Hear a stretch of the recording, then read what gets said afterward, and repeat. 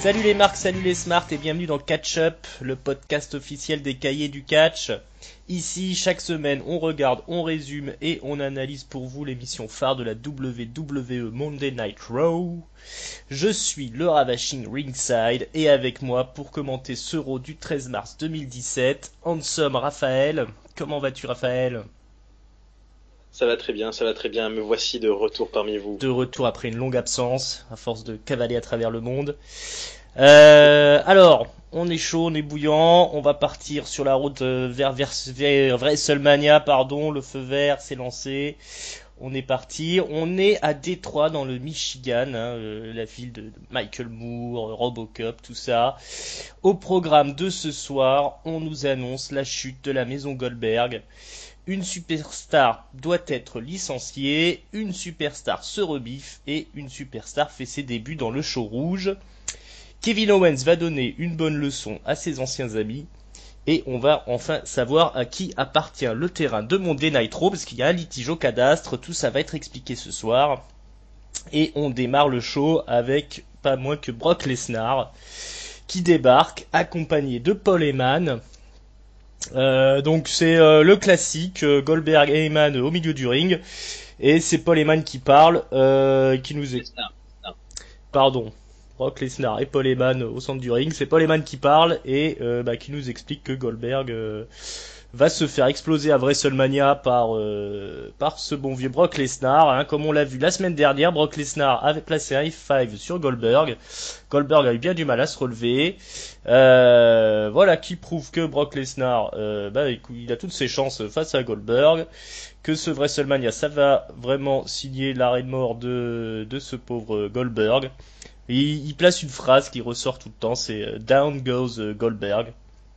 Y a rien de plus spécifique dans la promo. Qu'est-ce que t'as pensé de ce segment d'entrée? Est-ce qu'il y a d'autres choses qui t'ont frappé, toi? Non, effectivement, je me suis dit que Lesnar, il fait le voyage pour pas grand-chose, hein. Bon, c'est sûr que sa présence est très impressionnante, mais enfin, il ne dit rien. Mhm. Je pense qu'il fait des économies en serviettes de douche dans les vestiaires, hein, parce que là, il a pas besoin d'aller se laver. C'est ça, effectivement, c'est un petit passage vite fait, bien fait. Y a vraiment rien de spécial à retirer. Paul Heyman il est toujours bon dans son registre d'avocat là. Mais bon, c'était vraiment très très classique. Alors pour les gens qui débarquent, ça doit être pas mal de regarder un petit peu la situation. Mais sinon, c'est sûr que c'était un peu beaucoup de bruit pour rien. Mais bon, les gens qui étaient sur place devaient être contents de voir Lesnar. Voilà. On va pas s'éterniser là-dessus. La suite, alors c'est un peu le fil rouge de la soirée. Stephanie McMahon et Mick Foley qui sont au backstage. Stephanie a décidé de faire la paix avec Mick Foley, hein. Elle explique que c'est un peu la pression qui l'a fait agir comme une connasse ces dernières semaines.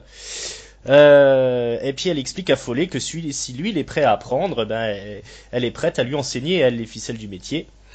Et la première leçon de cet apprentissage, c'est pour ce soir. Et voilà, la mission de Mick Foley, ça va être de virer une superstar, le poids mort de l'émission. Donc il a toute l'émission pour choisir, Foley, et son choix se fera à la fin du show. On reviendra un peu plus tard là-dessus en détail. Ce qu'on va faire, c'est qu'on va parler des filles. Alors on a un match qui oppose Sasha Banks à Dana Brooke. Sasha Banks est accompagnée de Bayley dans ce coin du ring et Dana Brooke c'est Charlotte dans le coin du ring. Alors il y a un match, c'est assez rapide. Dana Brooke elle est assez stiff, hein, elle envoie Sasha Banks voldinguer dans le poteau là, la nuque la première en attrapant par les cheveux. Mais bon ça se termine assez rapidement sur un roll-up. Sasha gagne. Et là, c'en est trop pour Charlotte qui monte sur le ring et qui décide de se débarrasser de Dana Brooke. Elle explique t'es vraiment une honte. Voilà, c'est fini, tu mérites pas de traîner avec moi. Et là-dessus, Dana s'énerve et elle attaque à coups de coude Charlotte et voilà, elle lui tape dessus méchamment. Charlotte s'enfuit et donc Dana, elle est supportée par la foule. Voilà, donc déjà pour ce premier segment. Un peu plus tard dans l'émission, on a Nia Jax qui réussit à se faire booker un match par Mick Foley, hein. Elle vient un peu réclamer son dû. Et on a un match qui oppose Nia Jax à Bayley. Ça démarre avec Bayley qui est assez innovatrice, hein, dans ses attaques face au monstre Nia Jax. Ça se termine par une disqualification de Nia Jax qui frappe sur Bayley dans le coin du ring et qui veut pas arrêter de la frapper dans le coin du ring. Donc ça, comme elle est dans les cordes, ça entraîne une disqualification. Voilà, donc ça c'est pour les filles cette semaine. Qu'est-ce que t'as pensé de tous ces segments chez les filles, mon bon Raph? Alors, c'était un peu la gimmick de la soirée. Tous les heels ont été mais complètement cons, je trouve. Euh, Commençons par Charlotte. Mhm. Donc, Charlotte est actuellement bookée dans un triple threat contre Sasha Banks et Bayley en WrestleMania. La définition d'un triple threat à la WWE, c'est que c'est d'office no DQ, hein, on est bien d'accord. Ouais. Donc, t'as tout intérêt à garder Dana Brooke, même si elle t'énerve, sous le coude. Et 3 semaines avant le truc, le jour de WrestleMania, tu peux arriver Charlotte et Dana Brooke toutes les deux, sortez les chaises, tabasser tout le monde et gagner. Je comprends pas pourquoi Charlotte, qui est souvent vue et perçue comme assez intelligente, manipulatrice, là, juste avant WrestleMania, au moment où elle en aurait peut-être le plus besoin, elle se débarrasse d'elle. Alors bon, elle va peut-être nous dire qu'elle en a pas besoin, mais c'est très cool. J'ai trouvé ça très cool. Je sais pas ce que t'en as pensé, si t'as pensé à ça, toi. Ouais, j'ai pas été dans ma réflexion jusque là. Je trouvais que c'était sorti un peu de nulle part là, comment dire, cette révolution là de Dana Brooke là qui décide de se débarrasser de Charlotte. Après tout ce qu'elle a mangé, effectivement, c'est compréhensible, mais je comprends pas le timing du fait pourquoi ça sort maintenant. Je sais pas si c'est simplement pour nous faire un petit peu une petite historiette jusqu'à WrestleMania ou si elle va être inclus dans le match à Mania justement. Voilà, mais bon après effectivement, c'est vrai que c'est pas très intelligent de la part de Charlotte de se débarrasser de son bras droit avant un triple threat. Ouais, c'est vrai, ça se défend.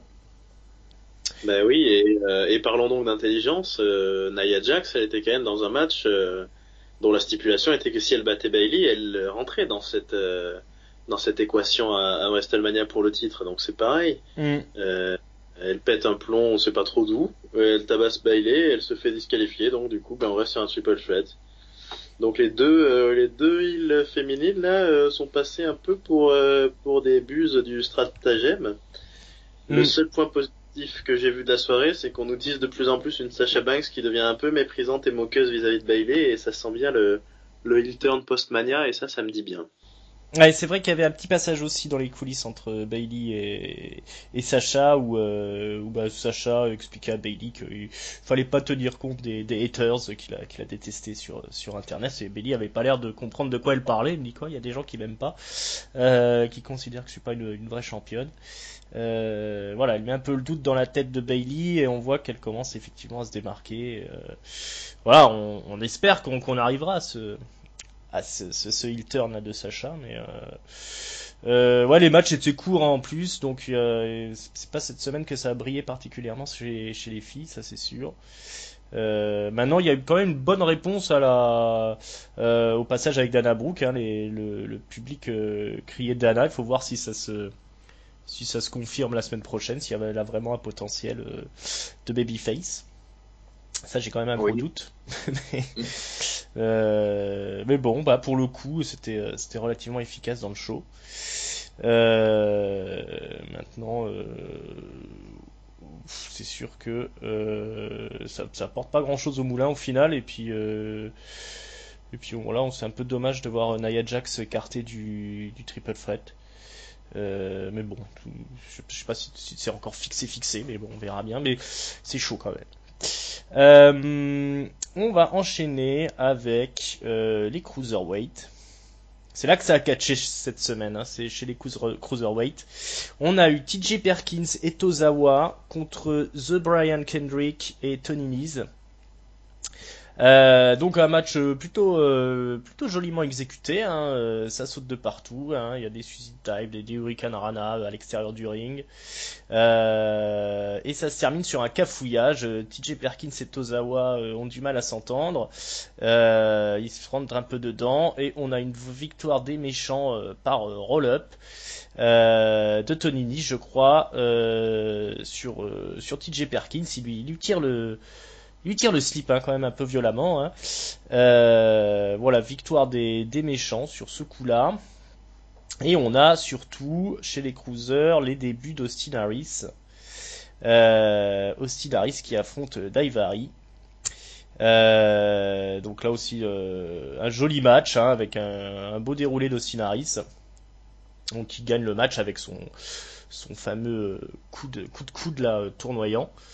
Il déroule un peu tout son arsenal. Qu'est-ce que t'as pensé du passage des cruisers, Raphaël?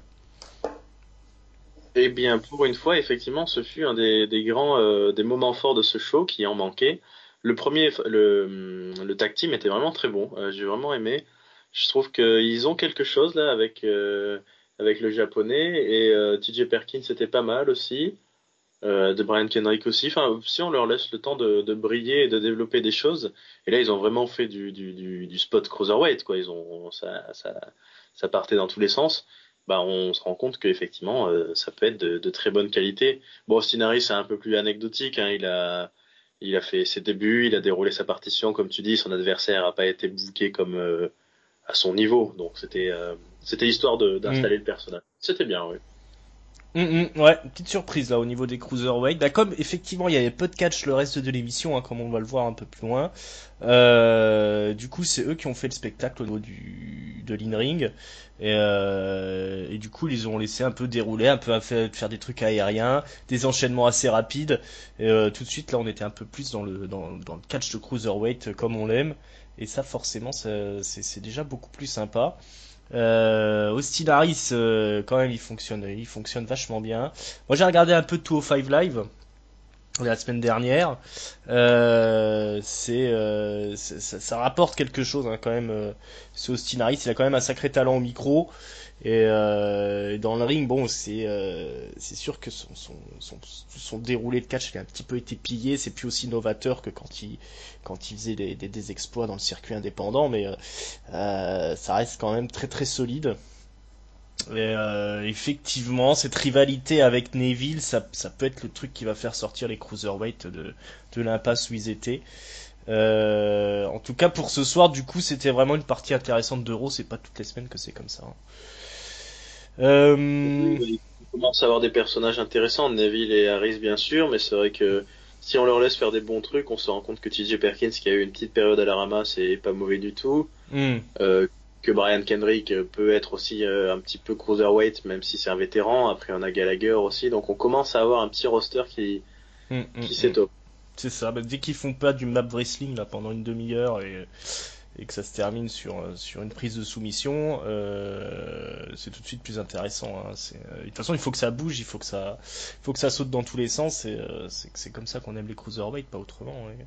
Et ouais, puis bah là, on a quand même les gros noms qui commencent à arriver dans cette division, donc forcément, ça devient plus intéressant. Tozawa était très attendu. Austin Harris, bah, c'est pas n'importe qui quand même. Donc voilà, faut qu'ils continuent là-dessus et puis voilà, ils arriveront peut-être à faire vraiment quelque chose d'intéressant pour ces cruisers.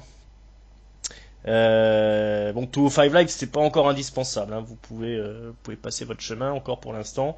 Mais voilà, mais ça devrait. Pardon? Pardon, je disais, c'était pas si bien que ça, le passage avec un Brian Kendrick. J'ai, j'ai Ah, pas c'est un trop peu, compris c'est un le peu ledge, quoi. texte. Ouais, en fait, voilà, c'était la leçon de Tozawa, de Brian Kendrick à Tozawa à 205 Live. Il devait faire un match, donc Tozawa contre The Brian Kendrick, mais c'était pas contre The Brian Kendrick, c'était contre Brian Kendrick, un Brian Kendrick au hasard. Bah, ça a été assez rapide, hein. Il s'est fait détruire assez rapidement le faux Brian Kendrick. C'était rigolo, mais ça mérite pas qu'on perde encore une heure à regarder le show, quoi. Mais bon, Ça va venir tout doucement, ça va venir. On voit qu'il lâche pas l'affaire, donc ça c'est plutôt encourageant. Alors, anecdotique, on nous apprend que c'est Éric Legrand qui a gagné le Warrior Award, qui sera décerné, je crois, pendant la cérémonie du Hall of Fame. Donc c'est un footballeur américain qui après un match est devenu tétraplégique. Hein. Après, on pensait qu'il pourrait plus jamais respirer sans machine, sans respirateur artificiel. Mais au final, il a vaincu un peu ce problème et bon, il fait preuve de courage, etc. Donc c'est le gagnant du Warrior Award, notre gagnant à nous, hein, on le sait très bien, c'est François Fillon. Continue à te battre, Coco. Il faut faire preuve de combativité. On va passer dans les coulisses, on va s'intéresser au tag team. La belle Charlie Caruso interview le club, enfin anciennement le club, Anderson et Gallows. Alors qui nous explique de manière très classique hein, qu'ils n'ont pas le respect qu'ils méritent et qu'ils vont prendre les choses en main parce qu'ils comprennent pas pourquoi on les force encore à affronter Cesaro et Sheamus, ils les ont déjà battus. Enzo et Cass ils les ont déjà battus, donc qu'est-ce que c'est que ces prétendants là il faut que ça peut pas se passer comme ça, donc ils vont mettre les choses au point ce soir. Et donc bah, justement il y a un match hein, ce soir pour déterminer les champions tag team. C'est bah, donc justement Enzo Amore et Big Cass contre Sheamus et Cesaro. Donc pour une fois ils ont dû écouter notre ami Hank de la semaine dernière, Cesaro et Sheamus, parce qu'ils s'attaquent tout de suite à Big Cass. Et puis après bah, on passe à Enzo. C'est un match assez classique et en fait ce qui se passe c'est que Anderson et Gallows débarquent, ils cassent la gueule à tout le monde et du coup on est sur un no contest. Donc du coup après dans les coulisses Anderson et Gallows sont là à rigoler mais ils sont interpellés par Mick Foley qui leur dit ça vous fait marrer les gars, qu'est-ce que vous êtes cons. Anderson et Gallows expliquent bah oui mais le truc c'était que s'il y avait un gagnant bah c'était le first contender pour le championnat tag team.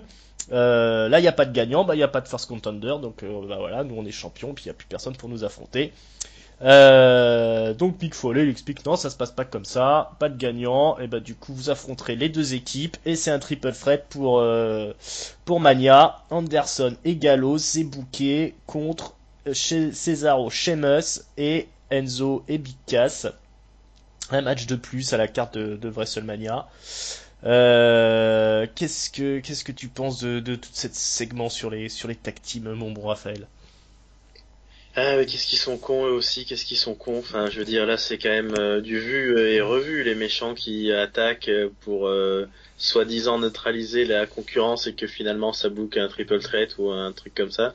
Donc non, bah ouais, Gallows et Anderson, je les compare un peu aux Dalton. Hein. On sait pas s'ils sont plus bêtes que méchants, mais là, ils ont été vraiment très très cons. Et en même temps, ça, en plus, le résultat m'arrange pas trop parce que les triple threat tag team, c'est souvent des règles à la con là où il y a que deux mecs sur le ring en même temps.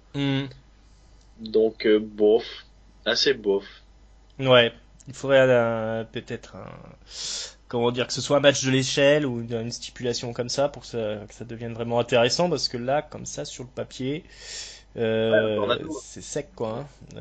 Le plan machiavélique hein, des frères au crâne rasé là, ça n'a pas fonctionné.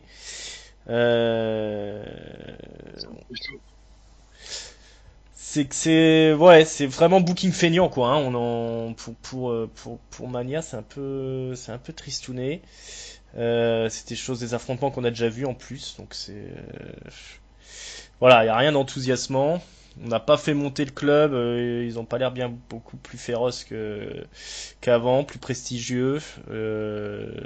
C'est vraiment ouais, on est vraiment sur le booking de feignasse, hein, j'ai envie de dire. C'est ça. Ouais, Cesaro mérite mieux, ouais. C'est indéniable. C'est ça. Mais alors bon, ça fonctionne bien en équipe chez Sheamus et Cesaro, mais moi je préférais presque les voir en solo, je sais pas. Sheamus, ça devrait être un mec qui devrait servir à faire monter les jeunes dans des grosses rivalités comme ça. Cesaro, il devrait être en lice pour la ceinture universelle. C'est pas la première fois qu'on dit que c'est super triste au niveau des tag teams, hein, de toute façon. Là, ça continue un petit peu. Enzo et Cass, ils ont encore fait une promo, hein, cette semaine, j'en ai pas parlé, mais c'est un truc classique, hein, avec leurs histoires. Rien de spécial, rien de transcendant, ça sort pas de vérité très intéressante, donc c'est pas très pertinent. Euh, je sais pas. Tu vois qui gagner, toi, dans ce match-là, en triple threat? T'as un favori ou c'est trop tôt pour le dire? Bah, vu l'affiche, moi je dirais qu'il faut donner une victoire à Sheamus et Cesaro, même si comme toi je préférais les voir en solo. Hmm, Mais si ces deux mecs-là, avec le talent qu'ils ont, sont réduits à un triple threat tag team qu'ils ne gagnent pas, hmm. voilà quoi, ils méritent tellement mieux. Alors ça va peut-être être l'avènement de Tenzo Amore et Big Cass parce qu'ils sont populaires, donc ça va faire une bonne pop. Mais Hmm. ouais, ça sent le match de pré-show et je suis déçu pour les deux Européens, ouais. Ouais, parce que c'est sûr que si c'est Enzo et Cass en champion, ça va pas nous donner des matchs fantastiques.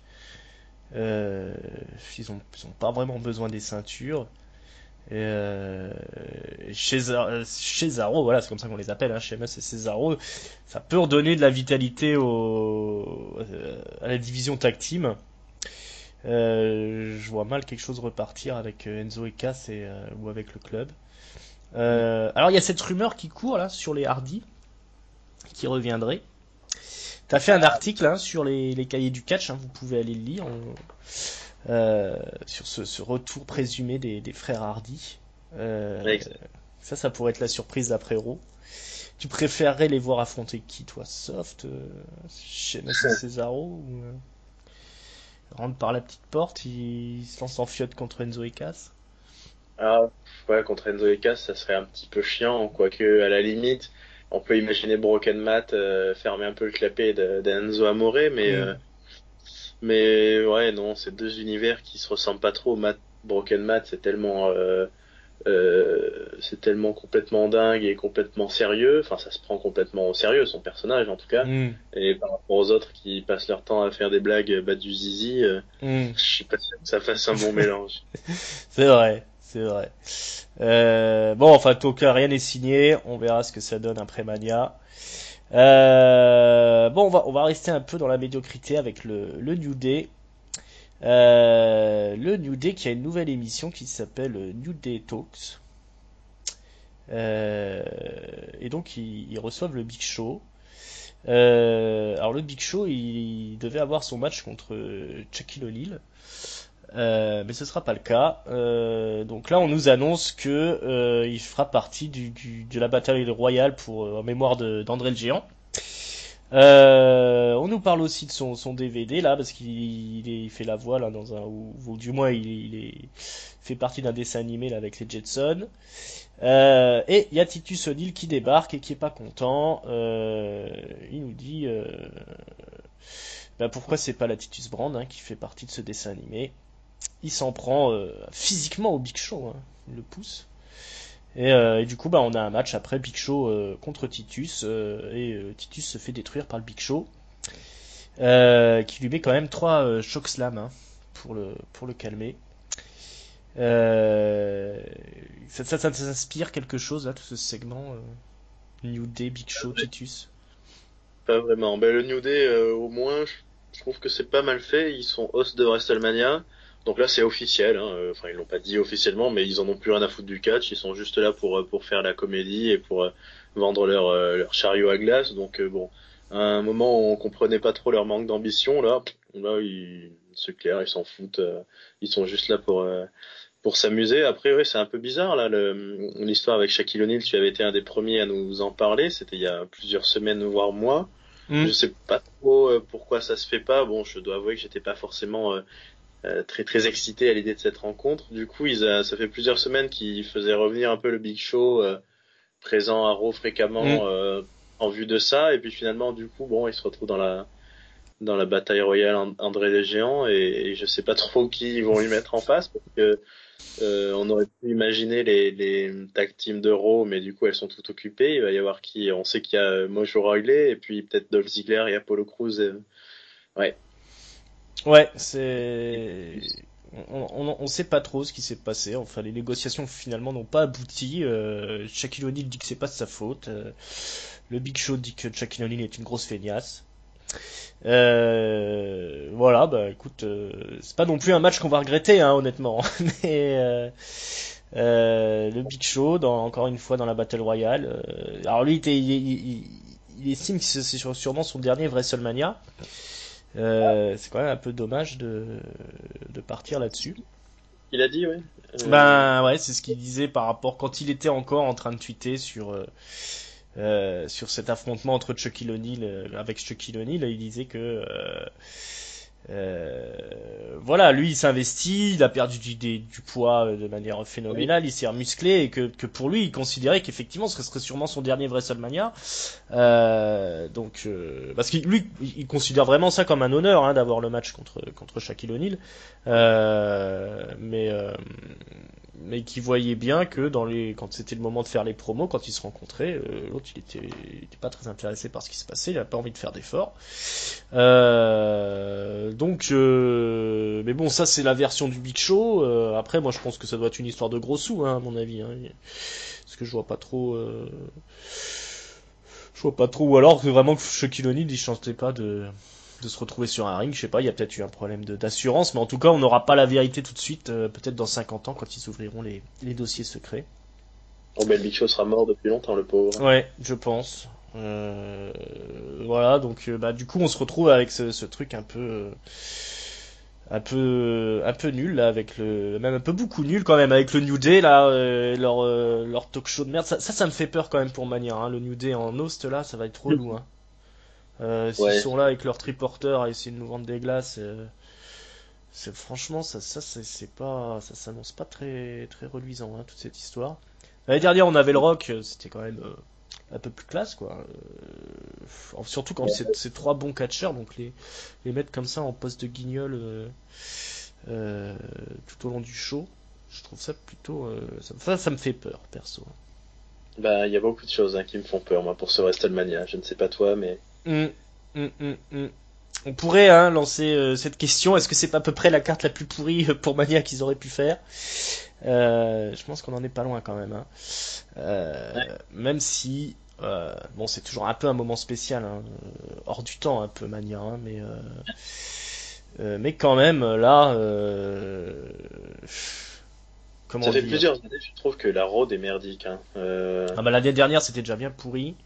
L'année Euh, dernière, c'était pourri. Moi, je me souviens de WrestleMania 31, où on avait vraiment été surpris de la qualité. C'est l'année où Rollins cash in. Il y avait eu hum, il y avait eu le très bon match de Rollins et Orton un peu avant. Il y avait eu Sting qui s'en était pas mal sorti avec Triple H, c'était pas hum. mal. Ben voilà, par exemple la feu de Sting Triple H, elle avait été complètement nulle avec les faux Sting. Enfin, des fois les roads sont pourris, les WrestleMania sont bons, mais là, Ouais, là ça quand même on part de loin, hein, parce que ouais. Roman Reigns contre l'Undertaker, ça va être difficile, parce que le Taker il est pas vraiment en état, du moins de ce qu'on a vu au Royal Rumble, hein. Alors après peut-être ça changera d'ici là, mais c'est pas si il y a pas si longtemps, hein, le Royal Rumble. Goldberg Lesnar, bon c'est pas là-dessus que ça va briller au niveau catch. Même si moi je comprends, hein, la logique derrière, hein, de les mettre en main event et tout ça avec la ceinture, bon, voilà, c'est pour vraiment que ce soit l'événement de l'année. Qu'est-ce qu'on a? On a Cena et sa femme contre le Miz et sa femme. Ça, je sais pas si ça va être un grand moment non plus. Triple H, Roman Reigns, c'est Seth Rollins, pardon. Si ça se fait, ça va être encore un petit peu difficile parce que Triple H il est pas au top de la forme. Ah, Euh, c'est pas. Qu'est-ce qu'on a d'autre? Bah, on a le tag team là dont on parlait, ce qui est pas très Ouais, enthousiasmant. Je crois pas trop. AJ Styles ça affronte Shane McMahon, donc ça aussi ça va pas être transcendant.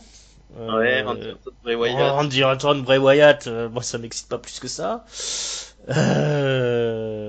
Voilà, bah je sais, ça va on va encore se retrouver avec un WrestleMania qui sera assez pauvre au niveau catch. Parce que l'année dernière, au final, le seul bon match, c'était celui des filles en vérité. Donc, voilà, ça se présente pas très bien. C'est trop de vers WrestleMania. Mais bon, Voilà. revenons à ce Monday Nitro. Et oui. Est-ce qu'on s'égare? On s'égare, mais c'était un peu le bordel aussi, hein, ce Monday Nitro, on va pas se le cacher. Alors, de quoi on va parler? On va parler de ce qui se passe autour du titre US. C'est-à-dire que ce soir, on a un match Tag Team Playa. D'un côté, les gentils Sami Zayn et Y2J. Chris Jericho qui est un gentil maintenant, favori de la foule. Et de l'autre côté, Kevin Owens et Samoa Joe. Donc il y a un speech de Kevin Owens qui est au milieu du ring, qui l'explique. Donc il a la lumière encore sur lui, hein, avec la salle dans le noir. Il explique qu'il a ramené maintenant le spotlight sur lui, là où ça devait être, que les gens le détestent parce que il a trahi Chris Jericho en lui faisant croire qu'il était son meilleur ami. Mais il explique que Chris Jericho n'était pas de son côté, lui faisait aussi semblant d'être le meilleur ami de Kevin Owens parce qu'il voulait juste s'incruster près de sa ceinture de champion universel. Il explique que du coup, comme il a perdu son titre universel à cause de Y2J, hein, parce que c'est un peu une défaite contre Y2J plus qu'une défaite contre Goldberg qui a eu à Fastlane, il va prendre le titre à Mania, le titre US à Mania, à Chris Jericho, pardon, je ne trouve plus mes mots. Pour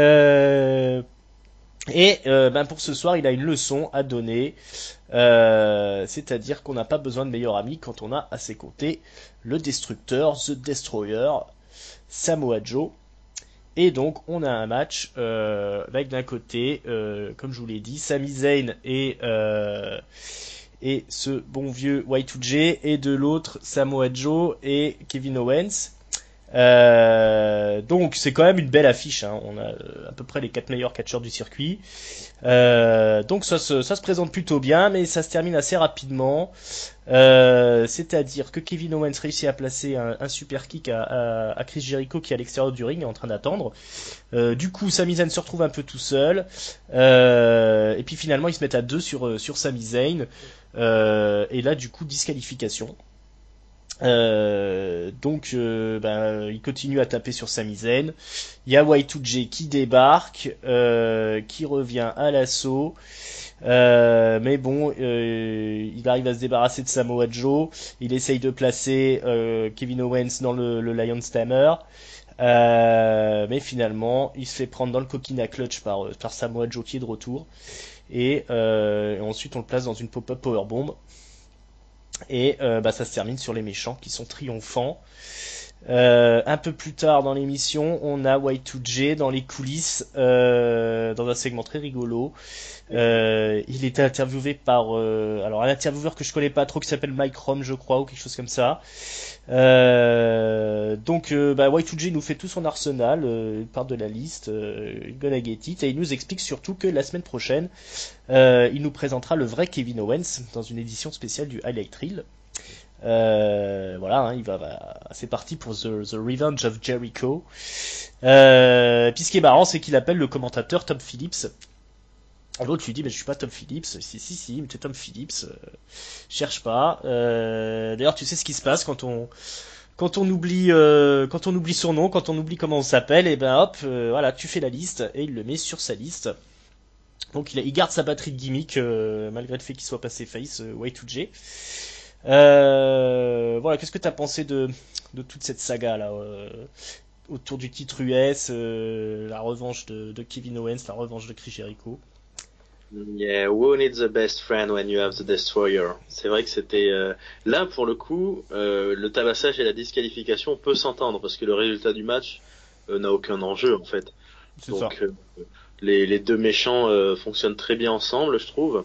Ils ont un peu le même gabarit, ils se ressemblent un peu, hein. Et ils ont fait fort. Alors du coup, on imagine peut-être. Ouais, c'est pareil. Owens Jericho a l'air booké. Est-ce qu'on va avoir un Samoa Joe Sami Zayn pour WrestleMania? Mais ça ferait beaucoup de matchs à l'affiche. Mm. Je pense qu'on sait peut-être pas encore. C'est lié aussi à si Rollins va être en capacité ou non de catcher. En tout cas, c'était un bon moment du show. Comme tu as dit, c'était des très bons catcheurs. Le match n'a pas été très intéressant, mais ça s'est vite fini en tabassage. Et je trouve très très bien, effectivement, que il n'oublie pas ce qui a fait le face turn de Jericho, c'est-à-dire la gimmick de la liste. Et c'était très très drôle, ce petit passage avec Tom Phillips. Parce que moi aussi, je suis persuadé que ce mec-là, c'était Tom Phillips. Ouais, oui, ça c'est sûr. Il a essayé de donner un autre nom, mais on n'est pas dupe.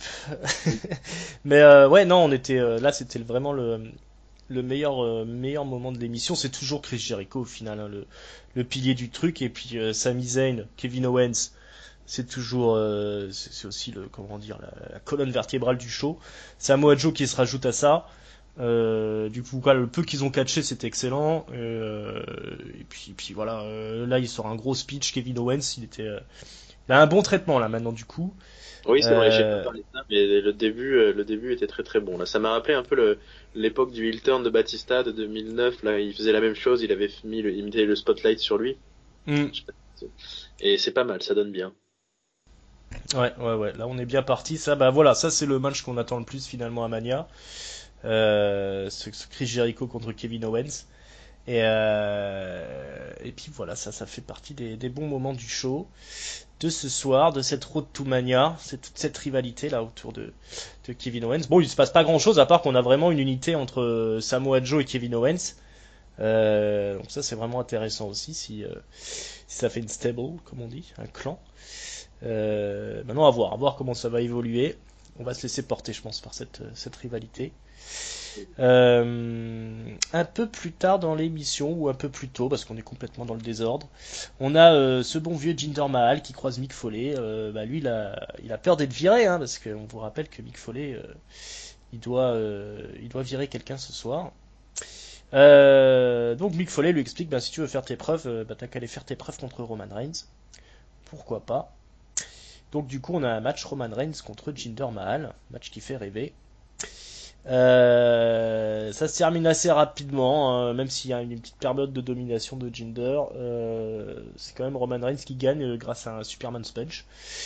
Et puis après le match, bah, comme Roman Reigns il est encore en forme, il appelle le Taker parce que pendant le match il y a quand même eu un coup de gong à un moment donné qui a permis à Jinder Mahal de reprendre l'avantage.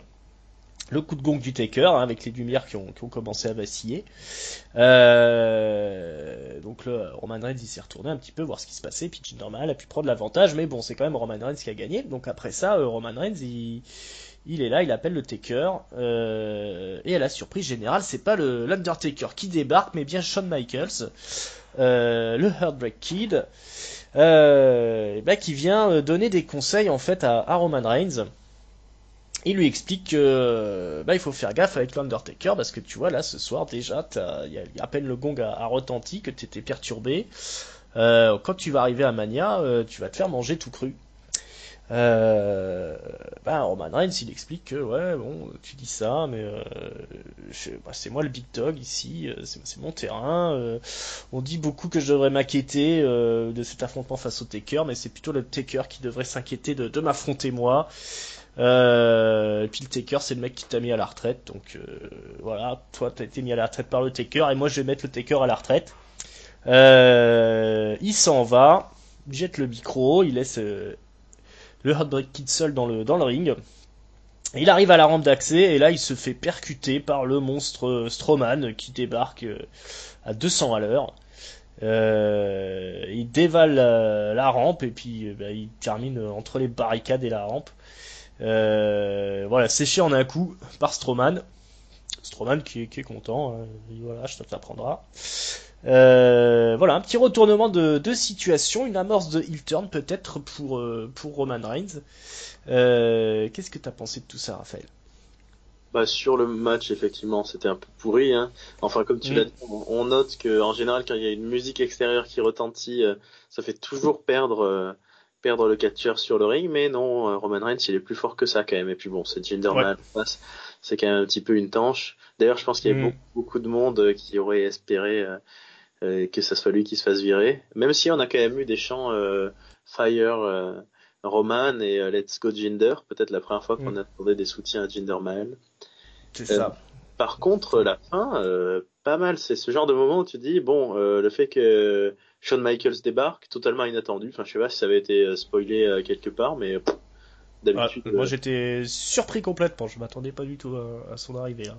ouais, d'habitude c'est annoncé la semaine d'avant, next week HBK, etc. Donc bonne surprise, bon dialogue. Hein. Je trouve que Roman Reigns a dit à peu près ce qu'il avait à dire, parce que sur le fond c'est pas faux. L'Undertaker c'est une légende, mais enfin ces 2-3 dernières années, quand on voit tout ce que Roman Reigns a encaissé dans le buffet là contre tous les plus costauds, bah Ouais. j'ai trouvé ça un peu condescendant effectivement de la part de Shawn Michaels de lui dire tu vas te faire bouffer tout cru, parce que on aime ou on n'aime pas le big dog, mais s'il y en a un qui peut impressionner là dans le roster, le gabarit de l'Undertaker, il fait partie des plus physiques quand même. Ouais. Non, c'est effectivement. Hein, si on prend sur le papier, il est plus jeune, il est extrêmement costaud. Roman Reigns, voilà, il a battu les plus forts. Le Taker, il est vraiment en fin de carrière. Mais bon, on l'a vu au Rumble, il le book très très fort, hein, le Taker, malgré qu'il arrive plus à bouger. Donc on est censé croire que le Taker est toujours indestructible, quoi, dans leur logique. Hein. Mais c'est Ouais, pas mais si ça fonctionne à 100%, ça. oui, bien sûr, c'est l'Undertaker. Mais ça reste assez étrange. Moi, j'ai bien aimé hein, qu'ils finissent par se faire tabasser par Strowman, mais on comprend pas Mm. trop du coup quelle va être la place du Golgoth dans l'équation, parce qu'on n'est plus qu'à 2-3 semaines de Mania, donc si lui, on ne Ouais. trouve pas un autre programme annexe, enfin, ça ferait bizarre qu'il vienne intervenir dans le match de l'Undertaker, quoi. Ouais. On va Et s'y attendre, puis il viendra pas, un truc comme ça. ouais, bah lui, il faut qu'il soit dans la bataille royale. Mais en tout cas, Roman Reigns, on continue de le dire, hein, mais ces 3 derniers WrestleMania, ses affiches, c'est Brock Lesnar, Triple H et l'Undertaker. Donc il est quand même toujours dans le haut du panier. Ouais, il y a pas eu de dépêche. Hein. C'est toujours au top. Hein. Ouais. Et puis en parallèle, toujours pas de nouvelles de Finn Balor, donc apparemment il va rester dans le haut de l'affiche dans le futur proche. Oui, Baylor va arriver, je pense, au lendemain de WrestleMania. Il a été appelé d'ailleurs. C'était à quel moment? Ben, c'était quand Samoa Joe et Owens tabassaient Zayn et Jericho, non? Que le public Hmm, appelait Baylor. ouais, ça aurait été sympa. Euh... Ah, ils auraient pu nous booker à la va-vite un Samoa Joe Finn Balor, comme ça serait sympa. Même s'il y a Sami Zayn, ils peuvent faire un triple threat comme ça, ce serait cool. Mais bon, ne rêvons pas trop. Et Strowman, alors ouais, qu'est-ce qu'il fait là, Strowman, bordel? Est-ce qu'il va être inclus dans le truc à Mania? Parce qu'il y a quand même un méga push aussi de Strowman qui était fait depuis des mois, donc c'est un peu bizarre de le voir comme ça sans programme pour The Biggest Stage of them all. Mais Ouais, bon, ça pareil, l'avenir nous le dira. Mais bon, c'était plutôt bien tourné ce soir, hein. C'était pas aussi un des pires moments du show. Et voilà qu'on arrive tout doucement au main event, qui ne sera pas un match, mais bien Mick Foley, Stéphanie, au milieu du ring pour savoir qui va être viré. Donc ça dure assez longtemps. En gros, Mick Foley explique que la personne qui doit être virée, eh ben, c'est Stephanie McMahon. Ça lui est venu comme ça à la fin de l'émission. Il savait pas qui virait. Alors, Stéphanie, elle lui dit non, bah tu peux pas me virer. T'es un peu con. Qu'est-ce qui va pas dans ton cerveau? Alors il explique que oui, il chérissait l'amitié qu'il avait avec Stéphanie, mais qu'il y a pas si longtemps, il lui avait demandé si elle avait quelque chose à voir avec l'intervention de je sais plus qui, je suppose de Samoa Joe, et qu'elle avait non, dit qu'elle avait rien à voir là-dedans. c'était Triple H, ça date, hein, c'est pour la prise de titre de Kevin Owens là, quand. Ah, bah c'est bien ce que je me disais. Donc tout le monde a oublié Ouais. de quoi elle parlait. Oui, Euh, et donc il avait dit à l'époque que soit c'était une bonne menteuse, soit c'était une très mauvaise personne. Enfin que ça ferait d'elle une très mauvaise personne et une bonne menteuse si effectivement elle mentait. Et il dit ce soir, bah j'en suis certain maintenant, t'es une mauvaise personne et t'es une bonne menteuse. Donc ça monte en température. Hein, Steph elle dit bah tu me connais pas, tu vas voir comment que c'est quand je suis méchante. Ça va pas se passer comme ça. Foley dit non, ce soir je ne me tais pas. Mais il y a une musique qui retentit. C'est Triple H qui débarque enfin. Il vient pour remettre Mick Foley à sa place. Alors, il explique que si il se casse la tête à construire quelque chose des nouveaux catcheurs, eh ben c'est précisément pour plus avoir à supporter des has-beens comme Mick Foley. Voilà, il lui explique que maintenant il va rentrer dans le rang parce que sinon, eh ben sa fille qui veut devenir absolument une diva, une superstar à la WWE, ça va être un petit peu difficile pour elle. Et faut savoir que Mick Foley aussi, il a un fils qui travaille à Stamford dans les bureaux, donc il ira pointer au Pôle Emploi si ce pauvre Mick Foley ne rentre pas dans le rang. Donc il lui dit allez hop tu quittes le ring, tu retournes dans les trucs, tu nous laisses faire notre business. Et alors ça se passe il y a un petit moment où Mick Foley est dans le coin, il commence à fulminer. Comment dire, Stéphanie a repris la parole. Donc là, Triple H, il voit que Mick Foley ne veut pas quitter le ring, qu'il est en train d'avoir des espèces de spasmes. Il s'approche de Mick Foley pour lui dire de sortir. Et là, Mick Foley se retourne et il l'attaque avec Mister Soko. Cette chaussette qui garde toujours dans son pantalon et il met ça dans la bouche de Triple H à l'ancienne, Mandible Claw. Mais il se prend un low blow de Stéphanie. Et du coup c'est parti pour un tapassage en règle. Mais là une musique retentit et c'est Seth Rollins qui débarque en boitant avec sa béquille. Mais un petit temps à débarquer jusqu'au ring. Donc là Triple H il est en confiance, il dit vas-y viens, on va régler nos comptes. Et alors là Seth Rollins il soulève sa béquille et il la jette nonchalamment. En fait, il n'est plus blessé, il monte sur le ring, il commence à tabasser Triple H, il le fait fuir. Il y a même un joli Malenko kick qui est placé, on voit qu'il est bondissant, il est remis à 100%. Là-dessus, Triple H se retrouve à l'extérieur du ring. Et qu'est-ce qu'il voit à l'extérieur du ring? Et il y a la béquille de Seth Rollins.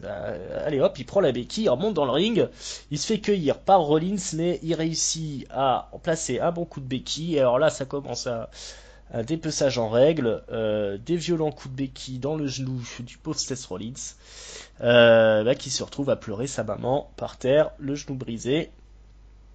Et puis ça se termine comme ça, Triple H a gagné, et le retour de Seth Rollins se finit dans les larmes. Qu'est-ce que tu as pensé de ce segment? Moi, j'ai trouvé ça très très prenant émotionnellement. On s'attache énormément, personnellement, à ce Mick Foley tout pâteau, un peu triste, très sensible, parce que bon, on va pas se mentir, si nous on avait pu en virer un catcheur du roster, il y en a un paquet. En plus, on en a vu ce soir entre Titus O'Neil et Jinder Mahal, il y avait de quoi faire. Et j'ai cru qu'ils iraient au bout. Je me suis fait la réflexion d'ailleurs, c'est vrai que la WWE scénarise très très peu les catcheurs qui sont virés. Je me souviens de John Morrison qui avait été viré, qui était en bout de contrat professionnellement, mais qui dans le scénario avait été viré par John Laurinaitis. Je pense que c'est la dernière fois qu'ils ont vraiment utilisé un vrai départ d'un catcheur pour l'écrire dans le scénario. Sinon ils le font plus trop, peut-être qu'il y a un peu trop de risques et que le mec qui s'en aille joue pas le jeu. Après au final tout ça se finit un peu en autre boudin, il est censé en virer un, il vire Stéphanie mais il a même pas le pouvoir. Moi j'aurais bien aimé qu'il nous sorte un alinéa ou je ne sais quoi pour nous dire si en fait le GM a le droit de virer le commissionnaire, parce que sinon j'imagine qu'on s'est tous dit de suite non, il a pas le droit. Donc bon, cette stipulation finit assez vite, mais Mick Foley est assez bon. Triple H là, je l'ai rarement vu aussi détestable. T'as vraiment envie de lui péter le nez là, comment il parle à Mick Foley là en utilisant ses enfants et tout. Tu dis putain, mec, il est de là, tu fulminais avec lui, qui est le gros con. Ah ouais, là, jusqu'au bout, il veut s'attirer la hit des fans parce que il est encore trop populaire, Triple H, donc faut vraiment qu'il fasse des crasses extrêmes pour que les gens le détestent. Ouais, il est fort, et en plus je trouve qu'il pour les suiveurs un peu smart comme nous sommes, son langage est très parce que quand il dit je construis les stars du futur, c'est pareil. Tu dis bon bah tu vas acheter Samoa Joe, bon bah c'est pas faire preuve d'une grande prise de risque. Ouais, c'est encore un petit peu du troll, hein, Ouais. raconter tout ça, hein, parce que effectivement, c'est assécher les indies pour créer des nouvelles superstars, mais bon. Ouais, donc il est bon et puis on sait pas trop au final ce que ça va donner avec Rollins, mais là c'est pareil, ils jouent vachement avec nos sentiments. Je sais pas si eux-mêmes savaient d'avance que Rollins serait opérationnel ou pas avant Mania, mais on a cru que c'était fini. Et puis là maintenant, bon quand il a lâché la béquille, j'étais assez fou, moi j'étais content et puis après il se refait tabasser, donc ça se trouve c'était juste pour nous dire non finalement il n'y a pas pouvoir, je ne sais pas. Ouais. Alors moi j'ai bien aimé tout le début, toute la partie avec Mick Foley jusqu'à la sortie de Mister Soko. Alors ça j'ai trouvé ça très fort parce qu'on l'avait complètement oublié ce bon vieux Mister Soko. Et il réparait comme ça là quand on pousse à bout Mick Foley. Je trouvais ça pertinent, je trouvais ça efficace. Par contre, Seth Rollins qui revient, alors c'est cool, mais alors que ça se termine par Seth Rollins qui se retrouve à pleurer le genou cassé. Ouais. Putain, c'est encore une fois pour moi ils font une connerie parce que là c'est le moyen encore de rattraper le coup, le moment idéal pour en refaire le babyface de la compagnie face au Triple H qui avait là je pense réussi à se faire détester du public.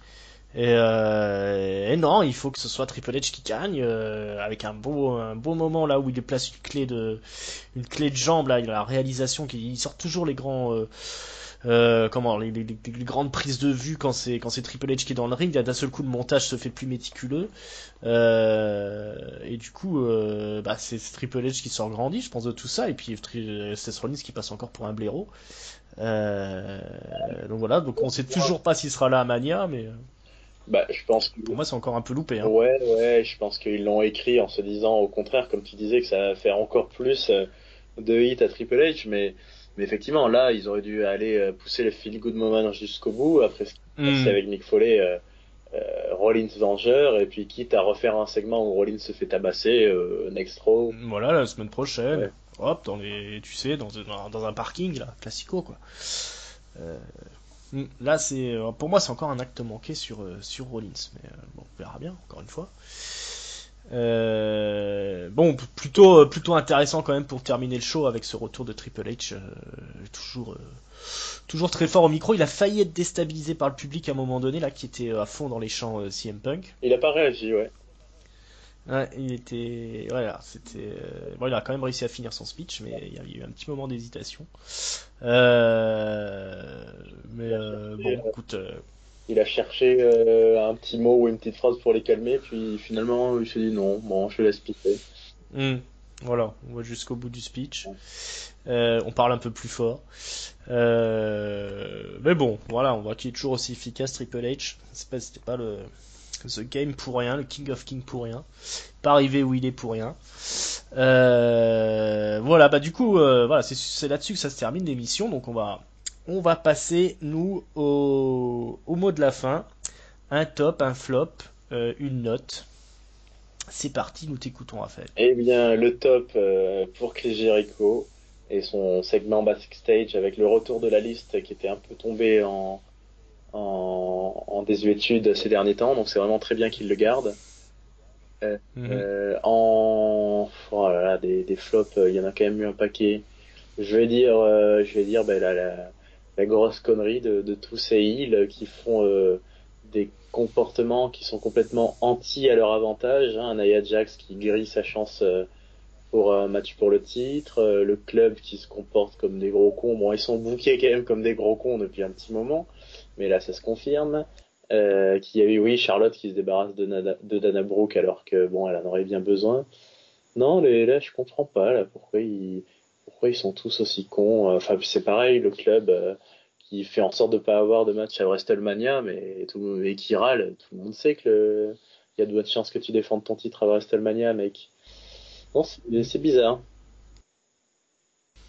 Et t'as une note à mettre là-dessus? Oui, je mets 2 sur 5. Hein. 2 sur 5, une très mauvaise note, Raphaël. Ouais, bah oui, hein, c'était pas le meilleur show de l'année. Alors, qu'est-ce qu'on va mettre nous dans le top? Qu'est-ce qu'on va... Bon, on va mettre les cruisers. Tiens, cette semaine, c'est ce qui était le plus cool au niveau catch in ring. Tiens, pour une, ils l'auront pas volé cette semaine, les cruisers. Sinaris en particulier. Et puis dans le flop, c'est vrai qu'il y a du monde. Je vais l'attribuer au New Day parce que c'est vraiment pas possible quoi. Non, on va trop loin dans le mauvais goût. Et puis ça fait peur pour WrestleMania. Et j'aime pas avoir peur. La note, bah écoute. Ouais, je vais mettre 2,25 en dessous de la moyenne, mais un petit peu plus que 2. Oui, Tu vois, parce que voilà, faut être, je sais pas, en fait pourquoi. Mais en tout cas, c'était pas un road terrible. C'est une road to WrestleMania qui patauge un petit peu dans la smoule. Du moins du côté de Monday Night Raw, c'est un peu plus nerveux du côté de SmackDown Live. Et d'ailleurs, bah vous pourrez écouter le supplément de Ketchup dédié au show bleu. Donc ça arrivera incessamment sous peu. Vous serez averti si vous êtes abonné. Si vous n'êtes pas abonné, ben c'est l'heure de vous abonner. Hein. Je vous rappelle qu'on est pour les abonnements sur YouTube, la chaîne des Cahiers du Catch. On est sur iTunes, on est sur PodCloud, on est aussi sur Twitter, c'est Catch-Up CDC. On est sur Facebook, c'est Catch-Up CDC aussi. Venez sur le site Les Cahiers du Catch, hein, il y a des concours de pronos, vous pourrez lire les articles de Raphaël, donc notamment un truc sur les jolis textes sur les hardis. Il y a aussi, on a aussi un résumé des derniers mois là de la Impact TNA. Si vous voulez pas vous emmerder à regarder la TNA. Je sais pas si c'est le plus vendeur pour dire aux gens d'aller.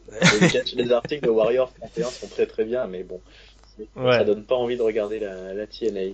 Donc on va se dire ouais. voilà, qu'avec ce Raw on est dans la merde. Enfin on a vu de la merde personnellement. Je n'ai pas peur d'utiliser le terme, mais que bon a priori c'est toujours moins pire que de regarder la TNA.